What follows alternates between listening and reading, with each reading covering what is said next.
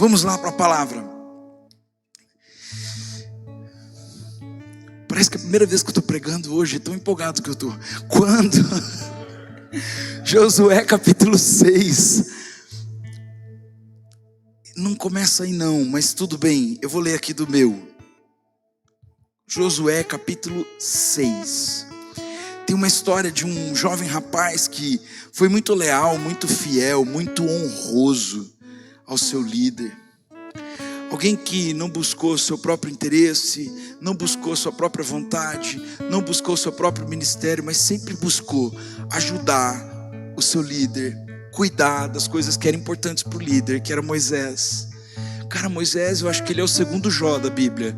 Uma pessoa para liderar quase 2 milhões de pessoas num deserto. Pessoas reclamando, criando outros deuses, querendo quebrar as ordens. Esse cara é muito paciencioso, né, gente? Não dá para falar que ele não teve paciência. Mas teve um dia que a paciência dele se esgotou.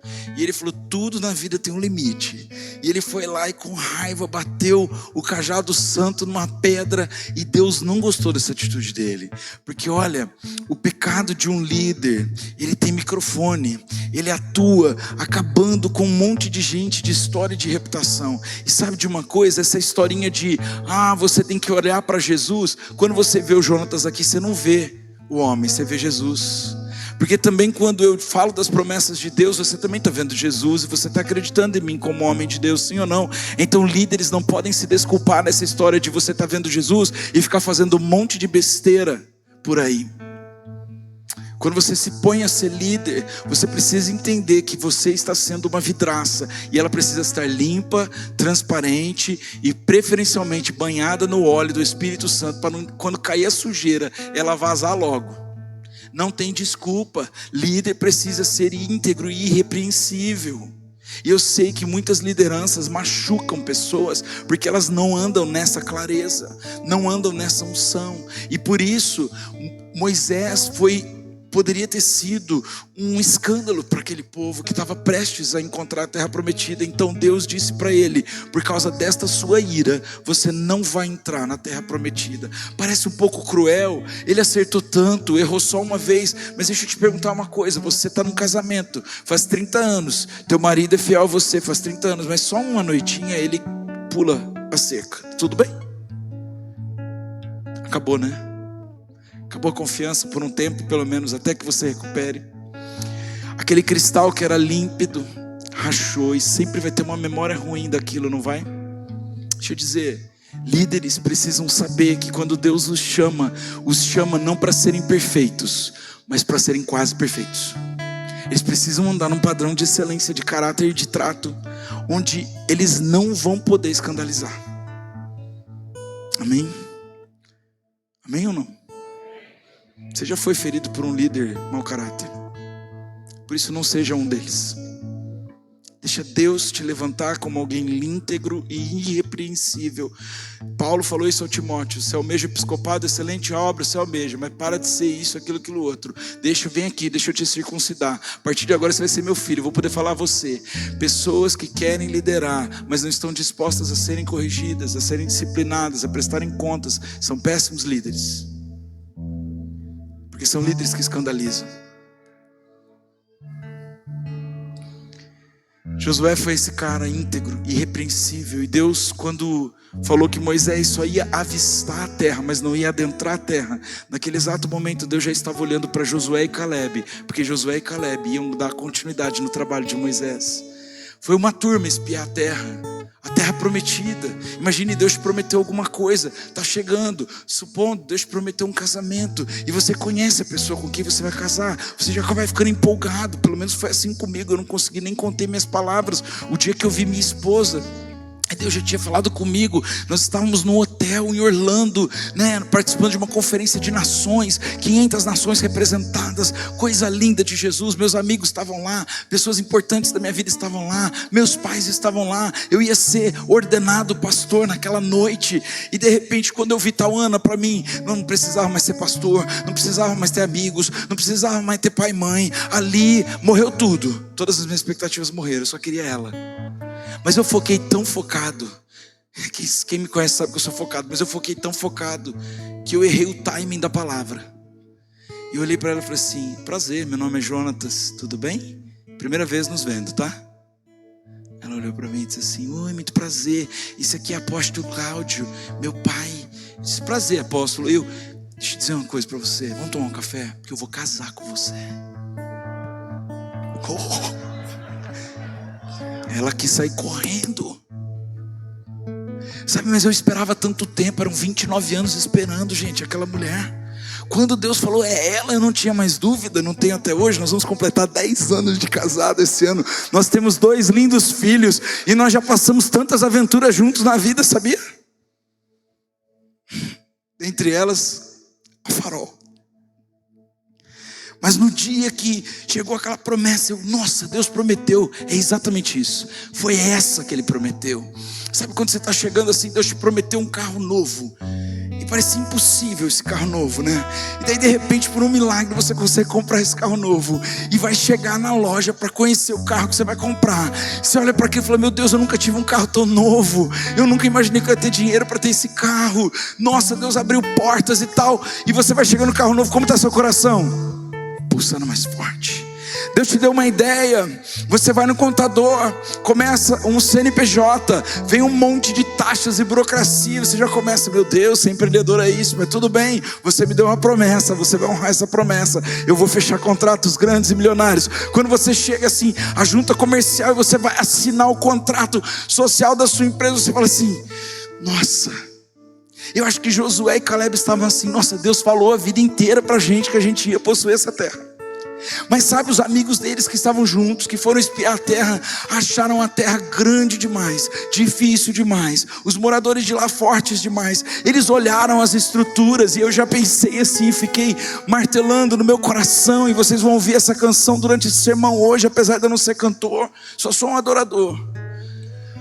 A fé sabe, ela não sente. A fé sabe. A fé deles sabia que aquela era a terra prometida. A fé deles não estava sentindo vontade de acabar com aquele palácio, aquela estrutura provinciana. A fé deles não estava confiando no que estava vendo, porque o que estava vendo era muito difícil. Guerreiros armados, uma cidade fortalecida, a cidade de Jericó, uma cidade muito grande, fortalecida com muros muito altos. Eles estavam ali fortalecidos porque, gente, já tinham dizimado um monte de outros povos. Eles eram fortes, eram guerreiros. Eles tinham estrutura, eles tinham grana, eles tinham munição, eles tinham um líder forte. Os amigos de Josué e Caleb olharam para aquilo. A terra tem muros altos demais.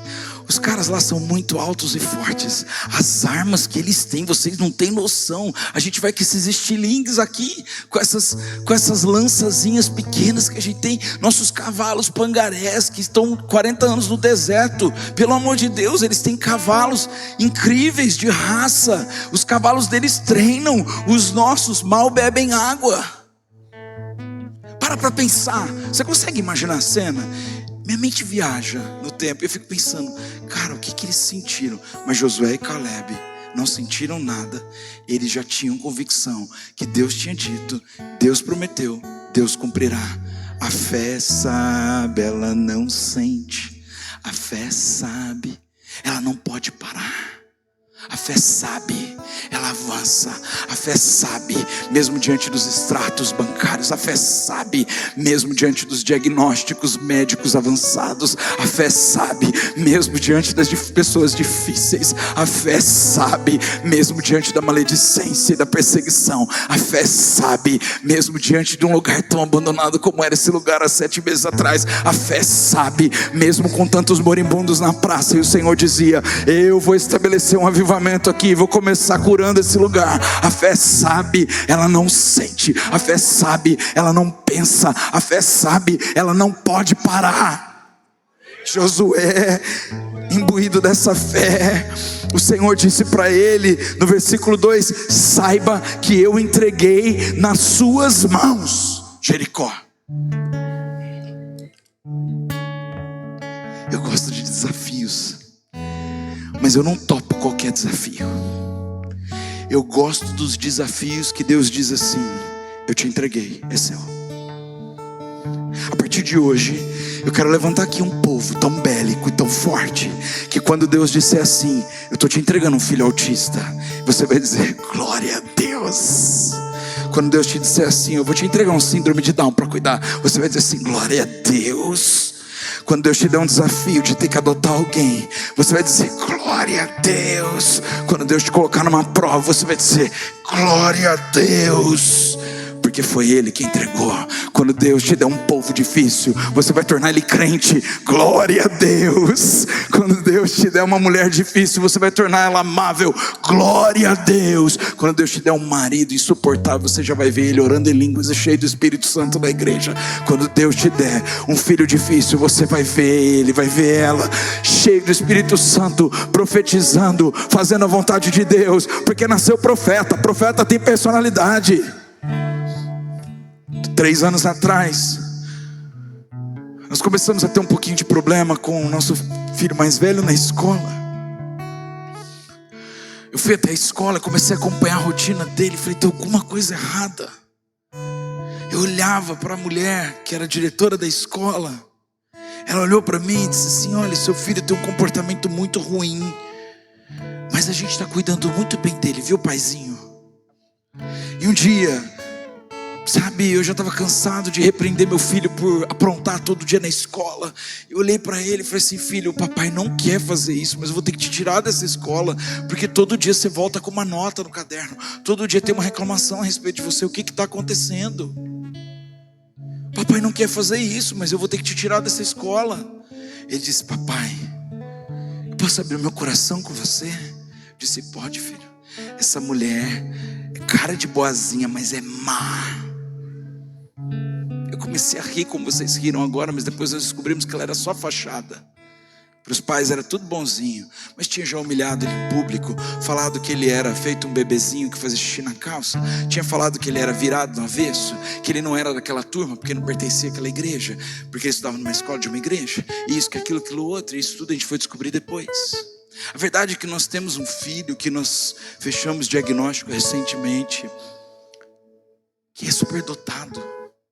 E uma criança superdotada, ela é difícil de lidar, porque ela é inteligente demais para aquela coisa. Ela fica desinteressada rápido da atividade. Ela precisa ter uma atenção concentrada, precisa ter atividades mais difíceis. E a gente fez a medição de QI dele pelos testes, e o ano passado ele estava com 116, esse ano mediu 120, e Einstein teve 131, e Deus me deu esse desafio, e eu assim: você me deu, Deus, então eu vou saber cuidar. E aí nós fomos procurar escolas especializadas para ele. Nós não tínhamos condições de pagar, porque eram muito caras.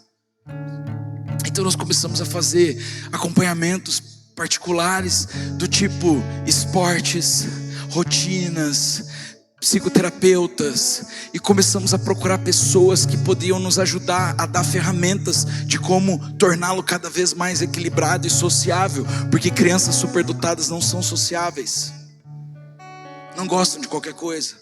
Eu sei que Davi é uma promessa de Deus. Eu sei as palavras que Deus me falou, e falou através dos profetas de quem ele será, e eu me lembro sempre delas, eu nunca vou me esquecer. Uma das profetas, com Tauana grávida, sem ela saber, disse: olha, você carrega um jovem avivalista, com menos de 18 anos ele vai sair de casa, começar a falar do evangelho para toda a criatura, ele vai começar a viajar a várias nações. Menos de 5 anos ele já vai ter viajado vários países, porque Deus escolheu ele para avivar uma nação, para avivar várias nações. E hoje de manhã eu estava levando ele para a escola.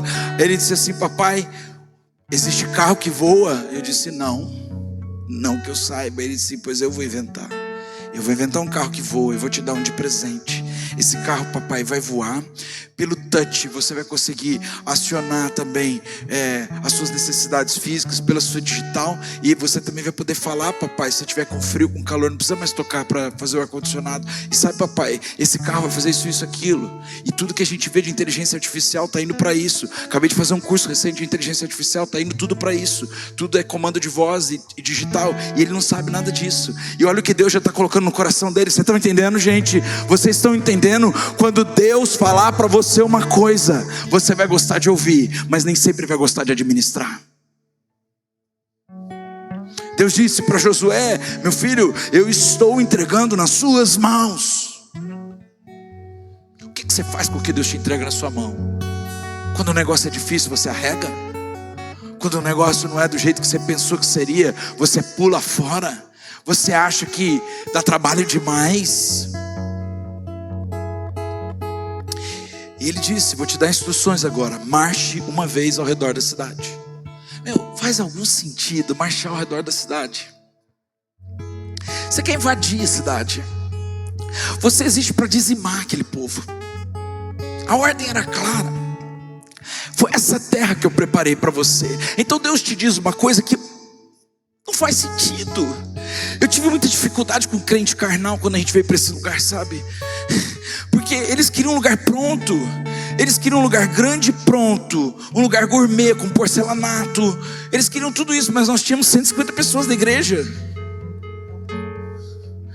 E eu disse: Deus não deu isso pra gente. Deus deu outra coisa. A gente vai ter que fazer elétrica, vai ter que fazer hidráulica, vai ter que construir banheiro, vai ter que fazer acústica, vai ter que colocar ar-condicionado, a gente vai ter que fazer piso, a gente vai ter que construir sala, a gente vai ter que arrumar estacionamento, a gente vai ter que fazer paisagismo, a gente vai ter que fazer baixado. Ele vai olhar pra mim e falar assim: você tá louco?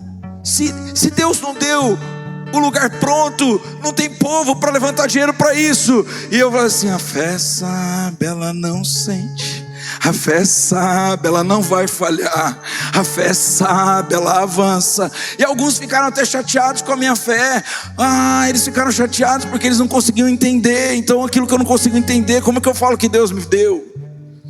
Você está tentando entender as coisas de Deus, e é por isso que você não está conseguindo viver os propósitos de Deus. Porque propósitos não são gerados no entendimento, não são gerados nos sentimentos. Propósitos são gerados no Espírito. Precisa ter convicção e fé.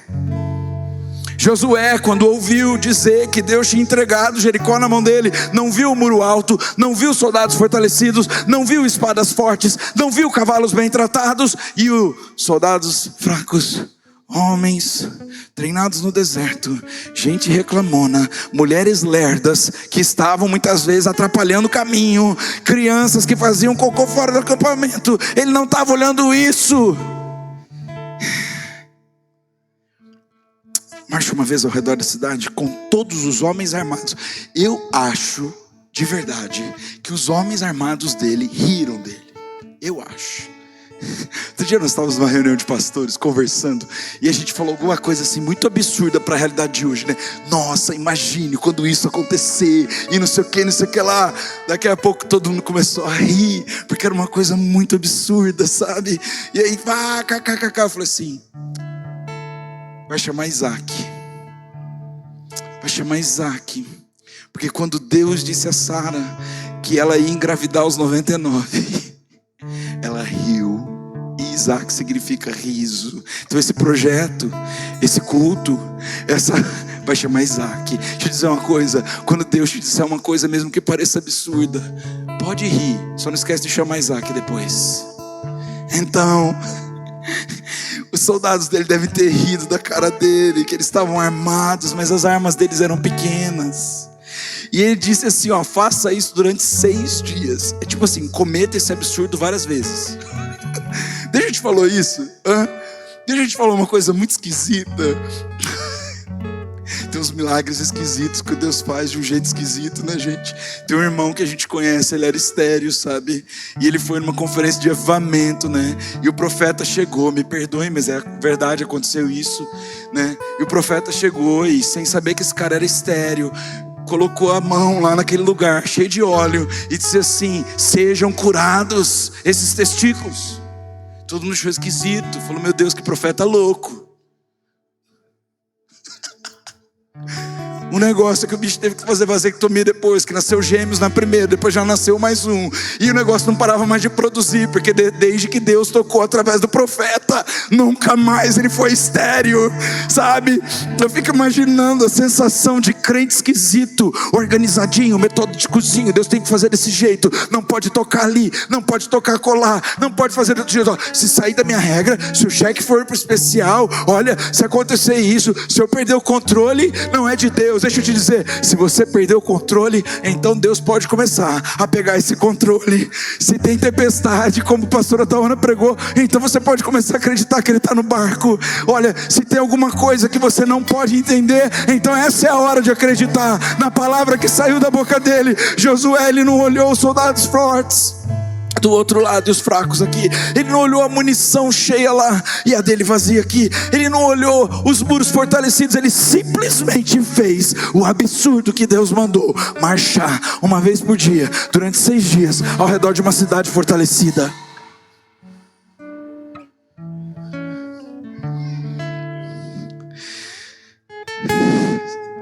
Mas tem um segredinho aqui. 7 sacerdotes levarão cada um uma trombeta de chifre de carneiro, shofar. E eles vão levar à frente da arca. Então pensa assim, um acampamento bem grande de gente, uma multidão de gente, 7 sacerdotes, 7 pastores, pessoas que cuidavam de trazer a presença de Deus, de disciplinar o povo, de trazer os mandamentos para o povo. 7 pastores, pessoas que amavam a Deus mais do que todas as coisas.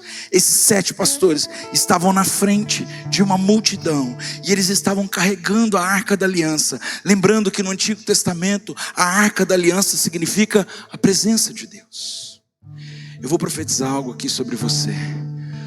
Se Deus falou, pode parecer a loucura que for, desde que a presença dele esteja na frente, você está garantido.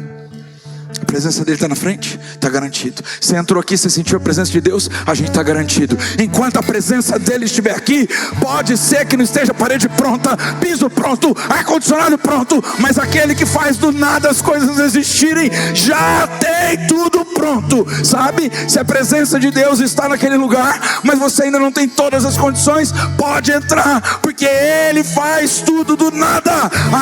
Mas aquela mulher ainda não está salva, ela ainda não é uma mulher de Deus, uma mulher virtuosa, mas se a presença de Deus está sendo cultivada na sua casa, pode esperar, vai ser a mulher mais virtuosa do mundo. Mas esse filho é problemático, ele é rebelde, ele não cuida das coisas de Deus, eu ensino ele os caminhos do Senhor, mas ele não entende. A presença de Deus está em você, começa a ungir seu filho, ora de madrugada por ele, entra em voto de aliança com Deus, começa a profetizar sobre ele, para de murmurar, e você vai ver, Deus começa a mudar a história. De onde não existia nada, ele faz tudo. Onde era de um jeito, ele muda do avesso, desde que você carrega a presença. A presença de Deus é o segredo. Então, no 7º dia, marchem todos 7 vezes ao redor da cidade. Sabe, eu sinto no meu espírito que há pessoas que estão sendo literalmente paralisadas pelo seu entendimento. Você consegue até dar 5 voltas, mas chega na 6ª, parece que não tem mais perseverança para dar a 6ª e a 7ª, sabe?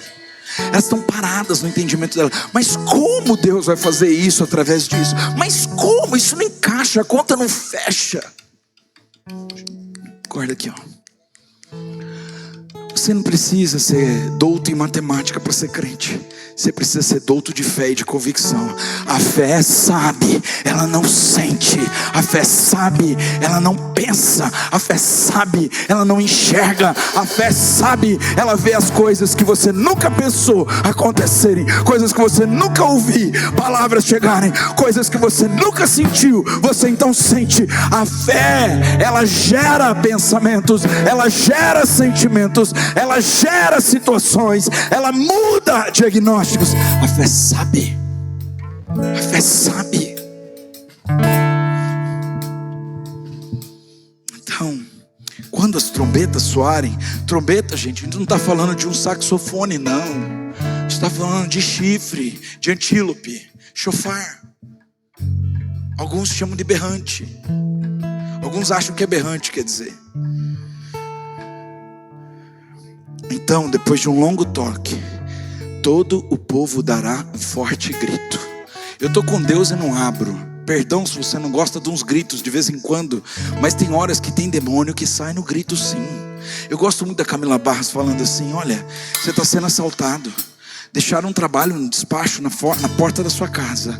Você não vai selar com esse diabo. Você vai dizer: sai em nome de Jesus. Sangue de Jesus tem poder. É tanta ética burra que não resolve problemas espirituais e que torna as pessoas escravas dos seus próprios medos. Quantas pessoas estão vivendo medo? Medo da opinião das pessoas, medo de avançar, medo do que os outros vão pensar, medo de não dar certo. O medo, ele é o oposto da fé. O medo calcula, o medo sente, o medo pensa, a fé sabe. Não, cutucada aí, fala assim, ó, a fé sabe, a fé sabe, a fé sabe. Então, quando meu filho falou hoje de manhã que ele vai inventar um carro que voa, eu disse, é verdade, filho, você vai. Se Deus falou isso para você, você vai. E se eu tiver grana, eu vou investir nesse carro. Olha, se eu tiver condições, eu vou botar um stories. Olha, meu filho acabou de inventar um carro que voa. Sabe? Eu vou participar dessa loucura com você, filho. Porque não existe impossível para Deus. Josué, filho de Num. Eu achei interessante a Bíblia colocar que ele era filho de Num. Até agora não tinha falado nada do pai dele. Mas era para dizer assim, ó, ele também era filho de uma pessoa que também não era escolhida como ele foi. Ele também era filho de uma pessoa mortal. A gente não está falando do filho de Deus aqui. A gente está falando do filho de Num. Filho de Zé Ninguém. Porque sabe, muitas vezes nós paramos de avançar nos propósitos de Deus porque nós começamos a colocar desculpa na nossa história. A gente começa a olhar para trás e ver que a gente não teve tal educação, não conseguiu completar tal diploma, que a gente não teve tal preparação, que parece que a gente não tem uma história bonita de pai e de mãe, não é verdade? A gente começa a comparar a nossa vida com exemplos hipócritas e medíocres muitas vezes, só para a gente saber que a gente não consegue. Deixa eu dizer, não importa onde você nasceu, não importa o nome do teu pai e da tua mãe, não importa que trajetória que você cumpriu até hoje na vida, importa que hoje você entrou no lugar onde você vai ser ativado a viver um domingo de ressurreição. E para isso nós vamos começar a abrir o caminho hoje. Nós vamos saber, nós vamos sentir, mas sobretudo nós vamos crer que Deus me escolheu, Ele está comigo. Tem uma palavra que saiu da boca dele ao meu respeito e eu não abro mão dela. Não que eu queira, sabe? Meu filho começou com esse vocabulário. Não que eu queira, sabe, pai? Não que eu queira, mas estava pensando outro dia, se você morrer hoje, eu tenho que cuidar da mamãe, da Alice e da Farol. Olhei para ele e disse, filho, número 1, eu não terminei o que eu tenho que fazer aqui. Mas se eu morrer hoje, a mamãe tem condições total de assumir você, sua irmã e a Farol. Mas deixa eu te dizer uma coisa, muito boa a sua pergunta. Mostra que você é um homem em formação, não um menino mimado. Você já está chamando a responsabilidade. Você já sabe para que você existe. Você sabe, você não sente. Tem horas na nossa vida que a gente precisa esquecer as perdas, sabe? A gente precisa abrir mão dos danos, sabe? A gente tem que abrir mão da frustração da última estação, do modelo de liderança que a gente tinha antes. A gente tem que abrir um pouquinho mão da história que a gente construiu e que não nos levou para o propósito. Por isso que a gente está aqui. A gente tem que abrir mão do sobrenome. Nossa, um dia eu pedi perdão ao Senhor pelo meu sobrenome, sabe? Eu estava na África fazendo reconciliação diplomática entre os povos. Estava pedindo perdão porque o meu bisavô foi um dos maiores escravocratas do Brasil, Francisco Ferreira. E quantas vezes eu vi parentes nossos se orgulhar. Eu te chamo Ferreira, que grande porcaria que você chama Ferreira, Ferreiras escravocratas. Pede perdão a Deus por chamar Ferreira. O sangue de Jesus está sobre o seu sobrenome, né? E eu fui lá, perdão pelo que Ele fez com vocês, perdão pela escravidão, perdão. Eu não quero ter sobrenome Ferreira, eu quero ter sobrenome, eu sou filho do Deus vivo. Ele apagou a história dos escravocratas da família e Ele está construindo a história de um Redentor que está falando, Jesus é o único caminho, a verdade e a vida. Não tem bem nascido, não tem mal nascido. Se você é nascido de Deus, você vai dar certo. Não tem filho de Num, filho de Naum, filho de quem quer que seja. Você nasceu de Jesus. Só tem uma coisa, você vai dar certo. Josué, filho de Num, chamou os sacerdotes e disse, levem a arca da aliança. 7 de vocês levarão trombetas e ordenou ao povo. Parece que hoje em dia não pode nem falar essa palavra, ordenou, é abuso espiritual. Ordenou. Eu vou gravar um vídeo semana que vem, vocês vão rir. Eu sou um jovem conservador. Deus mandou, eu obedeço. No reino de Deus não tem relativismo. Ele é rei, eu sou súdito. Ele ordena, eu obedeço. É macho e fêmea, não tem meio termo, não tem variação. É todo e toda, não é todes. É Deus dizendo: eu sou, e você é a imagem e semelhança de quem eu sou. Sabe, não dá para ser morno e achar que vai para o céu. Ou é quente ou é frio. Em cima do muro não rola. Está na faixa de Gaza, está todo morrendo de fome. Quem quer dar a mão para Deus e para o diabo morre de fome. Pois então já pule de algum lado, mas não leva Deus na brincadeira. Ordenou. Vamos repetir? Ordenou. Ele não pediu. Ele não falou por obséquio.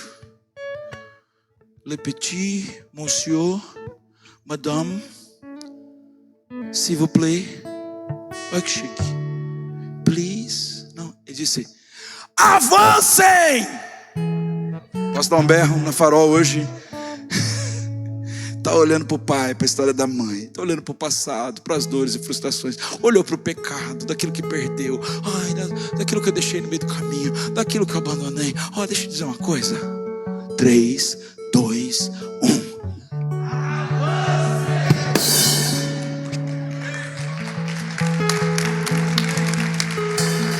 Ele ordenou: avancem. Eu acho que o povo estava um pouco de saco cheio de dar 6 voltas e nada ter acontecido, sabe? Eu acho que o povo estava cansado de ouvir uma coisa sem pé, sem cabeça. Mas foi Deus quem disse. Quando Deus diz, a gente obedece. Ele é Deus, a gente não. Um dia eu estava falando com uma pessoa e eu via que o problema daquela pessoa, enquanto ela não venceu o orgulho, ela não vai vencer mais nada na vida. E eu estava dizendo: olha, tem essa questão. Eu estava até tentando ser, sabe, light. Olha, tem uma questão que é o orgulho do seu coração. Quem sabe se você fizer isso vai dar certo e tal. Não, isso aqui tá bom. Aí eu vi que não tinha espaço. Eu falei: não vou jogar pérola aos porcos. Não tem como a gente levar alguém num lugar que ela não quer chegar. Mas deixa eu dizer uma coisa. Se hoje você deixar nesse altar todo mimimi, todo passado, todo medo, toda história, toda variação de idade, hereditariedade, Deus vai mudar a sua história. Minha irmã, Deus vai mudar a sua história. E desculpa, eu não sei o seu nome, você me parece nova aqui. Você atrás do Cleverson, você me parece nova aqui, mas sabe o que Deus me mostra quando eu vejo você? Que Ele está construindo uma nova história. Você não vai ter para onde fugir. Não é para onde você vai, você encontra Ele, né? Parece que até nas lojas que você entra, Deus começa a falar com você. Você entra em lugares comuns, Ele fala assim: não, eu vou te cercar, eu vou te levar. Chegou a sua hora, avance. Sabe, tem uma hora que não dá mais para dar desculpa, não dá mais para falar do sobrenome, não dá mais para falar da falta de condição, não dá para falar mais da iniquidade da família. Simplesmente, eu sou filho de Deus. Deus tem uma nova história para mim. Eu vou vencer, eu vou conquistar, eu vou avançar. O mês tá difícil, teve resistência, o diabo tentou me parar, mas sabe de uma coisa? Ele perdeu. Eu vou fechar, eu vou avançar, eu vou ofertar, eu vou glorificar. Eu não vou mais parar. Tem alguém que vai ficar bravo com você essa noite, vai ficar mais furioso, mas deixa eu te dizer, Ele já está do lado de lá. Você já ganhou uma guerra com o inimigo, não tem por que ter medo. Avance, avance, avance, avance. Quando Josué terminou de falar, 7 sacerdotes levaram a trombeta perante o Senhor, começaram a tocar as trombetas, e a arca do Senhor ia atrás deles. Os soldados armados marchavam à frente dos sacerdotes, que tocavam as trombetas. Mas Deus não precisou daqueles cavalos fracos. Deus não precisou daquelas armas de mentirinha. Deus não precisou da força fraca daqueles soldados. Sabe o que começou a acontecer? Enquanto eles marchavam, sabe, os muros começaram a trincar. Se foi um vento forte ou um terremoto, a gente não sabe, não está descrito na Bíblia, mas a gente sabe que de uma maneira natural, ao mesmo tempo que sobrenatural. Natural porque eles estavam vendo agora o resultado da palavra liberada e cumprida de Deus. O natural é que a gente começa a ver na prática: a conta está paga. O advogado ganhou a causa. Olha, o contrato, foi fechado. Meu Deus, aquela pessoa não olhava na minha cara, já está conversando comigo. Meu filho que não dava moral para Deus, está lendo a Bíblia. Olha que coisa, eu não tinha vontade de Deus, agora eu quero ir para a igreja todo dia. Eu tinha perdido a vontade de viver, encontrei meu propósito. Meu Deus, eu não dormia mais à noite, e agora eu durmo em paz. Em paz eu me deito e logo eu me ponho para dormir, porque só Ele me faz descansar tranquilo. Sabe, eu estava com as ideias confusas, mas de repente eu fui num culto, Deus tocou a minha mente e eu estou vendo tudo claro. Eles começam a ver de modo natural algo que só o sobrenatural pode fazer. E a diferença de quem serve a Deus e de quem não serve a Deus é que quem não serve a Deus não vê naturalmente o que Ele faz sobrenaturalmente. Então começaram a tocar as trombetas. Josué tinha falado: não parem e não deem brado de guerra. Durante 6 voltas, 6 dias, silêncio. Silêncio. Shut up. Calem a boca. O povo voltou para o acampamento. Josué se levantou de manhã no dia seguinte. Os sacerdotes continuavam à frente com a trombeta. Começaram a tocar trombeta. Os homens armados estavam ali na frente dele. E no segundo dia fizeram a mesma coisa. E vai até o 6º dia. Chega no 7º dia,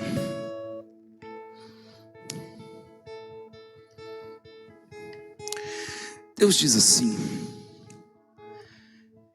eu ordeno que depois da 7ª volta vocês gritem. Então durante 6 dias a receita do bolo ilógico e irracional foi essa: vocês vão marchar em silêncio 6 dias. Durante 6 dias vocês vão andar em silêncio. Na frente vai a Arca da Aliança. Na frente da Arca da Aliança os soldados armados. Silêncio, sem falar nada, marchando. No 7º dia vocês não vão dar uma volta, vocês vão dar 7 voltas em silêncio. Tá bom, vamos obedecer. 7 voltas em silêncio. Aquilo que eles tinham feito a semana inteira, Deus pede para eles fazerem em um único dia. Dar volta numa cidade não é algo fácil. Em silêncio. Mas vai ter uma hora que eu vou falar para vocês tocarem as trombetas e gritarem. Eu fui pesquisar hoje, Deus me deu uma revelação. Por que gritar, Deus? O Senhor não é surdo? Por que gritar? Eu acho que o diabo também consegue ouvir o nosso sussurro. Mas tem um segredo em Salmo 29 que diz assim: atribuam ao Senhor, ó seres celestiais. Sabe como que nós temos feito? Nós temos gritado na provação e calado na glorificação. Nós temos reclamado e tornado audível a nossa murmuração, mas quando nós somos contemplados pelo milagre, saímos rápido dos cultos, ficamos tímidos e educados. Quando a gente vem no culto, né, gente? Porque agora a gente tem grana, não precisa mais vir no culto, tem coisas mais legais para fazer. Desculpa, né? Eu vim profetizar, hoje eu não vim evangelizar. Eu preciso falar a verdade. Então, quando a gente está lá na penumbra, puxando carrocinha, contrato para fechar não fecha, problema em casa, a gente está ali firme, né? mas está murmurando, está falando alto as coisas que tá ruim, chora todo culto. Olha, eu estou seguindo uma igreja que tem redes sociais, eu falei, não vou parar de seguir essa igreja, não aguento mais ver gente só chorando e lamentando. Não é chorando da presença de Deus, é de reclamação, é aquela vida, sabe, difícil, onde você só reclama, só vê a perspectiva negativa, deixa em alto e bom tom a sua insatisfação. Mas quando a gente é glorificado, silêncio, segredo. Para que contar? O irmão, você vai contar o testemunho na igreja, o irmão vai ficar com inveja de você. Olha que povo carnal, que não dá glória para Deus, daquilo que Deus fez aqui na casa dele. Ai, que povo carnal, que tem vergonha de glorificar a Deus, mas não tem vergonha de reclamar. Então essa lição de ficar quietinho é boa, mas é para ficar quietinho enquanto está na prova. Depois que Deus faz, é para falar bem alto que foi Ele que fez.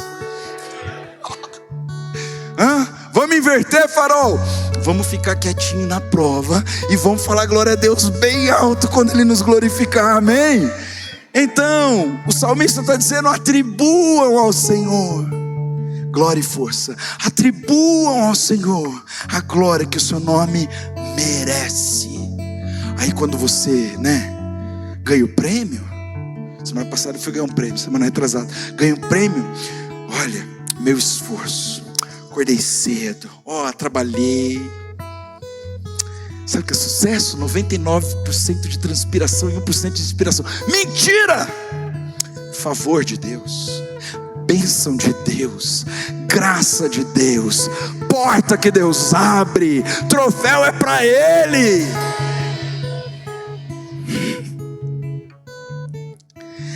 Mas eu fechei o contrato. Mas eu consegui intermediar a situação. Mas agora eu estou educando os meus filhos no caminho do Senhor. Bom para legalista e religioso de plantão, porque crente de verdade sabe que não tem mérito. Atribuam ao Senhor a glória que o seu nome merece. Não fala para mim que eu mereço qualquer coisa, porque eu não mereço. Ninguém aqui merece. Todos pecaram e destituídos foram da glória de Deus. Isso me iguala a qualquer um de vocês. Isso iguala você a qualquer um dos seus irmãos. Não tem uma pessoa aqui que pode dizer sou perfeito, sou perfeita. Todos pecaram. Somos pó. Do pó viemos, para o pó voltaremos. Não existe mérito em nós, mas Ele merece. Ele merece. Ao Senhor, esplendor do seu santuário, a voz do Senhor ressoa sobre as águas. O Deus da glória troveja. Eu espero que nessa noite a gente saia daqui glorificando, trovejando a Deus. Nunca vou me esquecer a primeira vez que Mark Schubert veio na Farolzinha, lá na Major Solo. A única coisa que ele fez foi chegar no altar e dizer esse salmo: aclamem ao Senhor a glória, aclamem ao Senhor o mérito, Ele merece toda a glória. E ele disse: agora nós vamos dar uma salva de palmas para Deus bem forte, porque a voz dele ecoa como águas bravias, como terremotos, como maremotos. A voz dele é voz de trovão. Então eu entendi porque Deus mandou o povo andar 6 vezes, 6 dias, uma vez por dia. No 7º dia, dar 7 voltas em silêncio. E depois Ele disse o quê? Gritem. Gritem. Gente, eu acho que era um grito tão forte. A gente assistiu vídeos, de tenores quebrando vidros, Quando os tenores cantam, Deixa eu cantar uma música aqui rapidinho, deixa eu tentar lembrar. Só sei cantar essa, irmãos, mas é bonitinha. Me desperte de vontade via, mas sapevo quero na budia. E aí quando você põe assim um grave bem alto assim, se tiver um vidro mais fininho ele quebra. Mas era um povo cheio de expectativa no que Deus tinha falado. Eles não tinham tempo para cochichar, porque quem vive falando baixo está sempre falando de alguma coisa que não pode ser ouvida. Mas dizer que Deus tem toda a honra, toda a glória e todo louvor, todo mundo pode saber que Ele é o seu resgatador. Foi Ele que tocou sua mente e te curou. Foi Ele que abriu a porta do trabalho. Foi Ele que deu favor e te fez ganhar prêmio. Foi Ele que fechou aquele contrato. Foi Ele que encheu esse lugar de glória. Foi Ele, foi Ele, foi Ele, glória a Ele. E que espera a presença de Deus. Então, o povo ficou em silêncio. Opa, 1, 2, 3, 4, 5, 6, 7. Muros intactos. Você insistiu. Nada aconteceu. Mas faça do jeito de Deus. Número 1. A presença de Deus. Respeite a presença de Deus. Honre a presença de Deus. Priorize a presença de Deus. Sacerdote vai na frente. Sabe por que sacerdote vai na frente? Porque não tem ninguém que pode pagar um preço mais alto do que o sacerdote. Por isso que Jesus é o sumo sacerdote.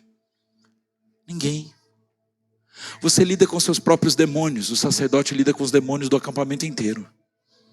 Ele é uma pessoa mais tratada por Deus. Não tem como. Sacerdotes precisam ir na frente. Depois disso, 2, obedeça em silêncio.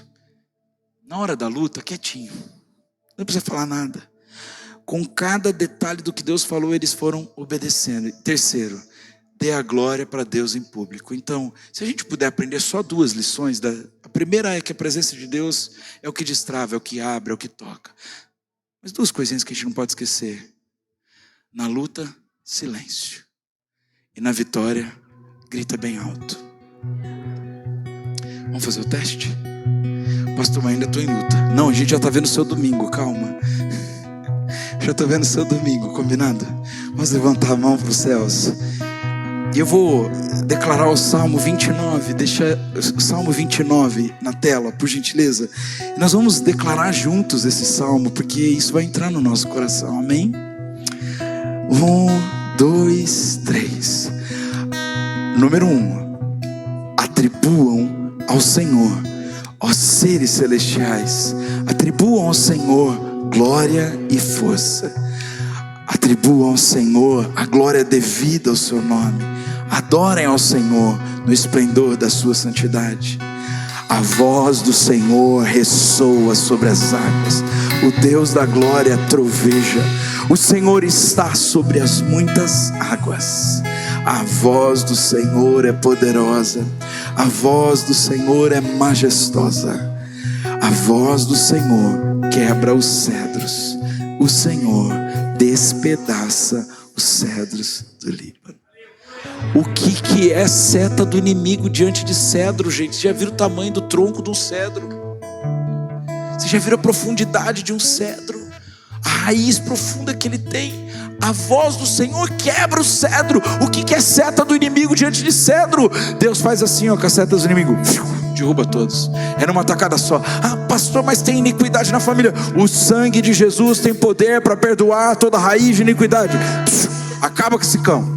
Ah, mas o que é a motivação pessoal e egoísta? Aí você fala para você mesmo: eu não vou dar glória para mim, eu vou dar glória para Deus. Eu não existo para mim, eu existo para Deus. Eu não vou me autopromover, eu vou promover o reino de Deus. Pronto. Aí você falou para você mesmo: o que é diante de Deus, da voz de Deus? Sabe, eu sei que vocês estão talvez cansados de lutar esse mês, mas eu quero desafiar vocês a entrar num nível tão profundo agora de adoração ao Senhor, mas tão profundo, não porque eu estou pedindo, mas porque vocês estão conscientes agora desse pedido, onde nós vamos detonar o inimigo com a nossa adoração a Deus, amém? Vamos fazer isso? Vamos louvor, vocês me ajudam?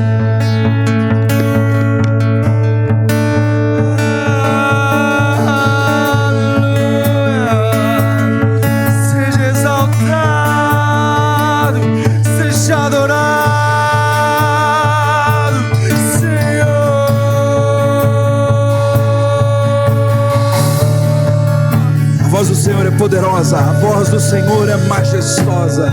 A voz do Senhor quebra os cedros. A voz do Senhor despedaça os cedros do Líbano. Não tem problema, não tem maldição que o Senhor não possa quebrar, que Ele não possa resolver. Não tem nada em oculto que Ele não pode revelar. Não tem nenhuma motivação do nosso coração que Ele não possa transformar. Não tem causa difícil para Deus. Agindo Deus, quem impedirá o seu agir? Se Ele falou, vai se cumprir. Se Ele falou, vai acontecer. Avance, avance, pois o Senhor ordena você, farol. Avance, avance. Pega na mão da pessoa que está do seu lado aí, levanta ela bem pro alto assim, eu vou com você até o fim. Nós vamos avançar para o propósito de Deus. Nessa noite, Deus, nós erguemos a mão do nosso irmão em autoridade, dizendo: a glória do Senhor será revelada sobre ele. A glória do Senhor será vista na vida dele. Os testemunhos virão e edificarão a sua casa. O povo não vai ter falta de fé, porque não vai faltar testemunho. A glória do Senhor será dada aos quatro cantos dessa terra, que o Senhor é bom e é galardoador daqueles que o temem e fazem conhecer a sua aliança. O Senhor é bom, a sua bondade dura para sempre. Em fé.